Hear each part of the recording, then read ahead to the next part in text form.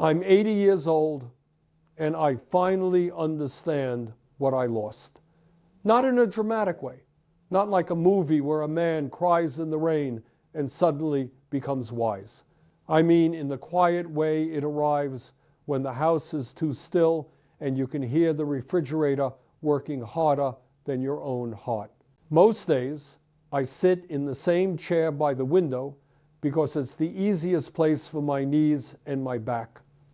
The light comes in around late afternoon and makes the dust look like it's floating on purpose. I watch it like it's something worth studying. It's strange what becomes important when you don't have much left to spend. I'm telling you this because I don't want it to disappear with me. Not because I need forgiveness, and not because I think you'll clap for some old man's honesty. I just know how easy it is to live a whole life believing you're doing fine. For most of my years, I thought losing something meant you misplaced it. Like your keys, like a wallet, like time you could make up later if you worked harder tomorrow. I didn't understand that you can lose things while they're still right in front of you, and you won't notice until they're gone. When I was younger, I would have laughed at an old man talking like this. I would have said, he's just sentimental.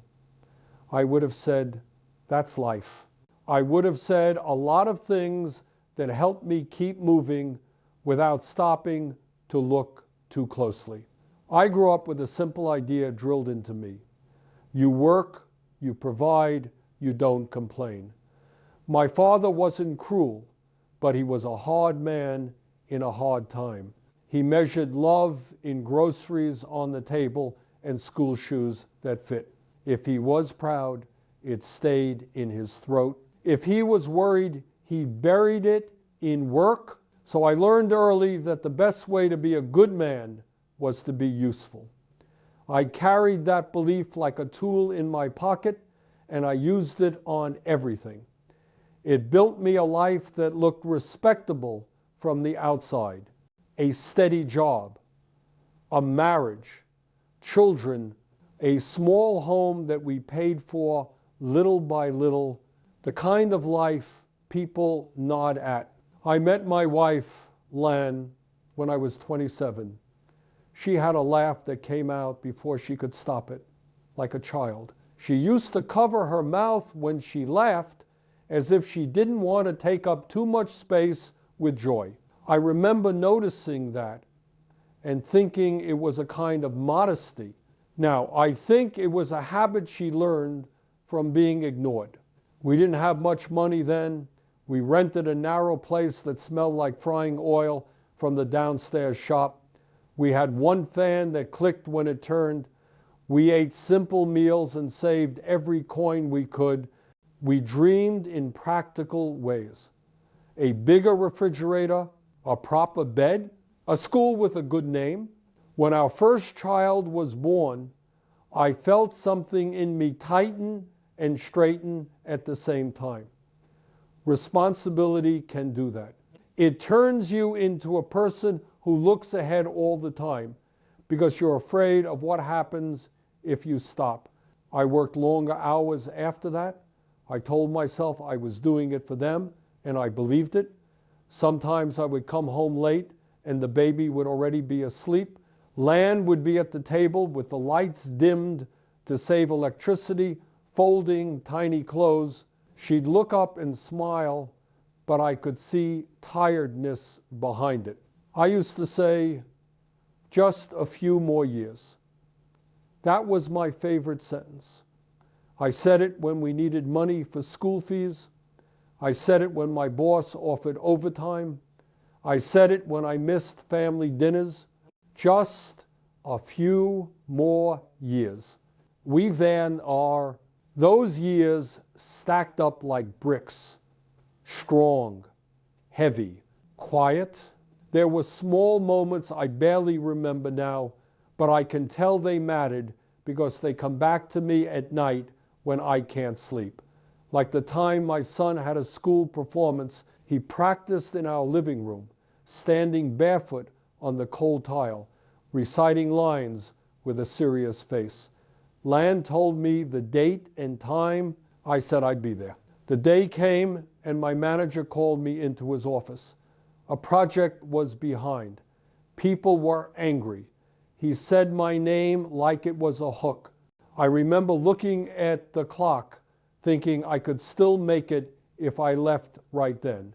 But I didn't want to look unreliable. I didn't want anyone to think I wasn't committed. I stayed. When I finally arrived at the school, the hall was mostly empty. Chairs scraped as people folded them up. My son was standing with the other kids holding a paper certificate, looking around with a face that had already learned disappointment. He didn't cry. He didn't complain. He just nodded when he saw me, as if my presence at the end was something to accept politely. On the walk home, I bought him a snack and told him I was proud. He said, "It's okay, Dad." That sentence should have hit me harder than it did. I took it as forgiveness. I didn't understand it was practice. Practice at not needing me. There were birthdays I made up for with gifts. There were anniversaries I marked with quick dinners. There were Sundays where I sat in the same room with my family, but my mind was at work, planning, calculating, worrying. I wasn't cruel. I wasn't absent in the obvious ways. I was there, technically, but presence is not the same as being with someone. Lan would sometimes talk to me in the kitchen while she washed dishes. She'd speak about the neighbors, about the children's moods, about her mother's aching joints. I would answer without looking up from the newspaper. I would make small sounds that meant, "I hear you," "I did hear her, I just didn't enter the room with her." If she was quiet, I assumed she was fine. If she was upset, I assumed it would pass. I thought a stable life was enough. I thought love was a structure you built once and then it stood on its own. Life doesn't work like that. When the children grew older, they needed me less in the way I understood. They didn't need money for toys. They needed time, attention, someone to sit on the edge of the bed and listen to stories that didn't have solutions, someone to notice their worries before they learned to hide them. But I didn't know how to do that. I knew how to solve problems. I knew how to work. So I did more of what I knew. I provided. I planned. I fixed things. I bought things. I stayed busy, and slowly the house became a place where everyone lived together, but no one really touched each other's lives. I remember one night, Lan sat across from me and said very calmly, "We don't talk anymore." Half-regret bride, I laughed a little, not because it was funny, but because it made me uncomfortable. I said, "We talk. We're talking right now. One's Bree." She stared at me like I had missed something obvious. Then she looked down and said, "Never mind." A number dodge that never mind was a door closing. And I let it close because I didn't want to deal with what was behind it. Later, when the children left for their own lives, the house got quieter, and I told myself it was normal, that this is what happens, that parents get older and kids get busy. I believed it because it was easier than asking what part I had played in it. The turning point didn't come like thunder. It came like a small crack that spreads across glass. Lan got sick when I was 63. At first, it was little things. She'd forget where she put her glasses. She'd sit down and rub her wrist as if it was nothing. She'd lose weight and blame it on appetite. I was still working then, still acting as if retirement was something for weak men. One morning, she fainted while hanging laundry. She fell in a way that sounded like a chair tipping over. When I ran out, her face was pale and her eyes were unfocused. For the first time in a long time, I felt fear without any place to put it. Hospitals are loud in a particular way, not with noise, but with a constant movement of worry. The smell of disinfectant, the hard benches, the announcements. It's a world where your plans don't matter. The doctor used words that sounded too clean for what they meant. A diagnosis, a treatment plan, time frames, possibilities. I nodded like I understood. I asked practical questions, costs, appointments, medication schedules. Lan sat quietly beside me, her hands folded, listening as if the discussion was about someone else. On the way home, in the taxi, she looked out the window and said, "I thought we'd have more time."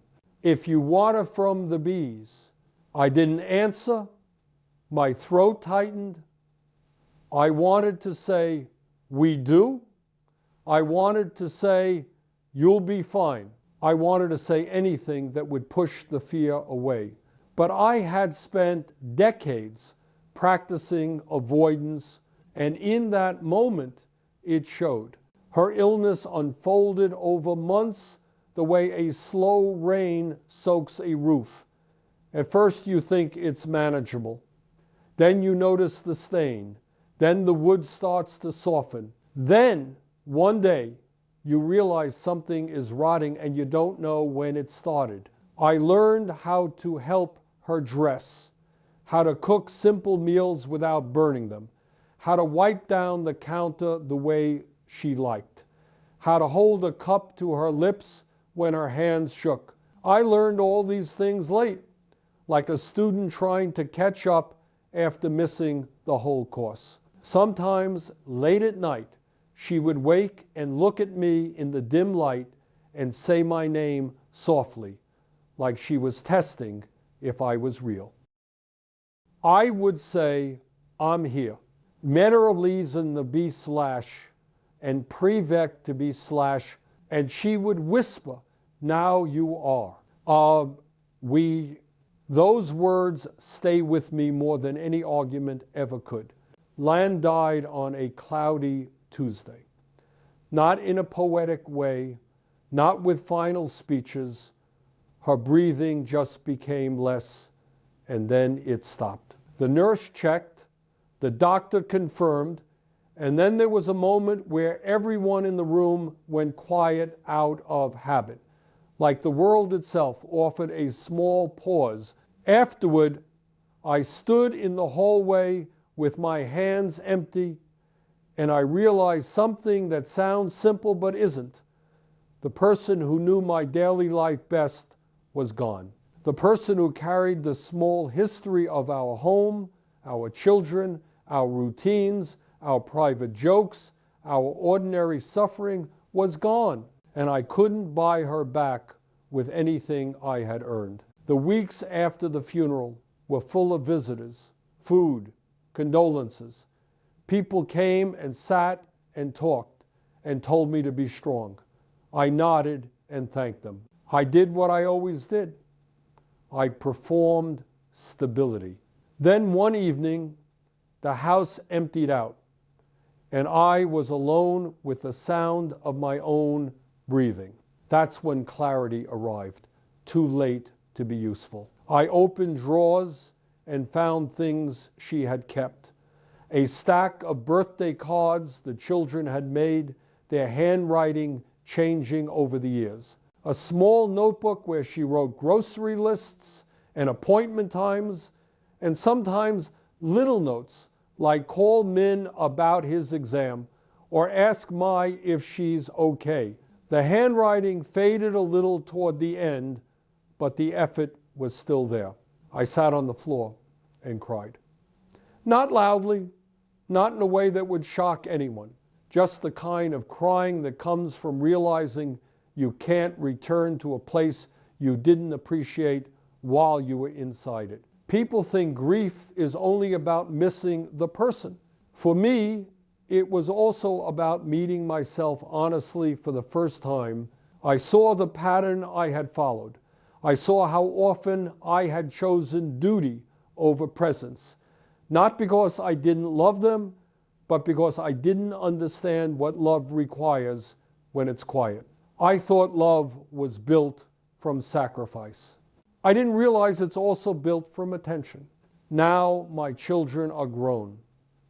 They call me. They visit on holidays. They bring fruit and medicine and small gifts. They are good children. I'm grateful for that. But when they sit with me, there's a polite distance, like we are visitors in each other's lives. They talk about work, about traffic, about things their kids did in school. I smile, I nod, I ask questions. I try. Sometimes I see them glance at their phones, and it stings, but I don't blame them. I taught them, without meaning to, that this is what family is. You show up, you do your part, you keep moving. My grandchildren are kind. They call me grandpa and hug me quickly and go back to their screens. They don't know the stories of who I was at 35. They don't know the sound of my laughter when I was younger. They know me as an old man in a chair, and that's fair. That's what I offered them. I used to imagine that at old age, people would remember me, that my work would echo, that my sacrifices would be obvious. But most sacrifices are invisible. They don't become monuments, they become habits. They become gaps. This is the part that can't be fixed. I can't go back and sit in that school hall and watch my son perform. I can't go back and turn toward my wife at the sink and put down the newspaper and ask her to tell me more. I can't go back and take a Sunday afternoon and waste it with them the way you waste time when you don't know it's valuable. Time doesn't refund you. It doesn't negotiate. If you're listening to an old man like me, I'm guessing you have your own reasons. Maybe you're busy. Maybe you feel pressure. Maybe you're trying to build something so you can finally relax later. I understand that. I lived that. I'm not going to tell you what you must do. I don't even like being told what to do. And I'm at the end of my road. I'll just tell you what I wish I had known while I still had choices that mattered. The people you love don't only need you when there's a crisis. They need you in the ordinary hours. They need you when nothing is happening. They need you when the day is boring, when the dishes are undone, when someone is talking about something that doesn't seem important. That's where a life actually lives. And the dangerous part is you can postpone it forever without anyone stopping you. Work will always accept more of you.